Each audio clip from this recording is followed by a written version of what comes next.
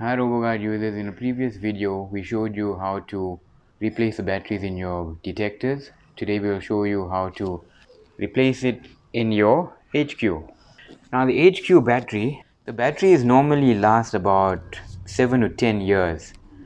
I've had my battery for quite a long time, and it all depends how you use it.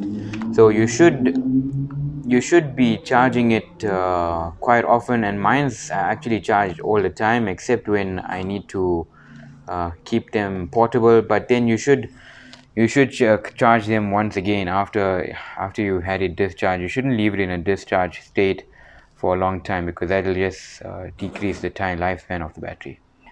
It comes supplied like this with these sponges, and you can also buy them, but when you buy them off the shelf after you need to replace it, then it doesn't come with these sponges, so you must retain those sponges. You can just pull them out. The battery is about 250 rand, I think, last time I checked.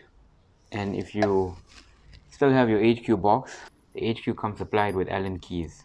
One is to open the RoboGuard detector, and one is to open the HQ. Now in order to access your battery, you switch your HQ off here first. Some HQs have a switch here at the bottom. The older ones, they were not produced with a switch at the bottom, so you don't have to worry about that. Your HQ is just going to be on while you do this.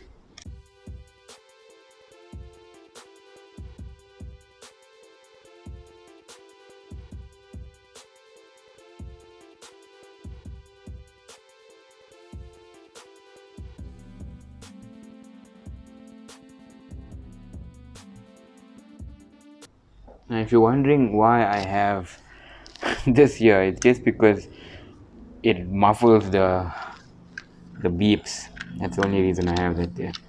So what you want to do is you're going to just hold down on the aerial here and gently, just pull this cover upwards towards the aerial tip, and this exposes your battery. So all you're going to do is just unplug this. It is keyed, so you don't have to worry about plugging it in incorrectly. Keyed meaning it can only go in a specific way. Remove it and then replace it with the new one. And the other thing that also what I've noticed is recently, about 2 years ago, there was a batch that had bad speakers, and I had to get mine replaced. But that's a quick change, and it cost me about 10 rand. And then once you're done with the battery replacement, you can just switch your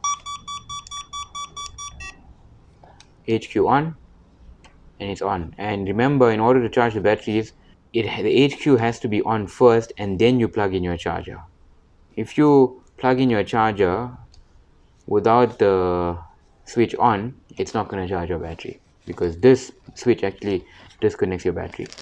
Thank you for watching, and if you want to see more videos like this, please subscribe and please like the video. Thank you.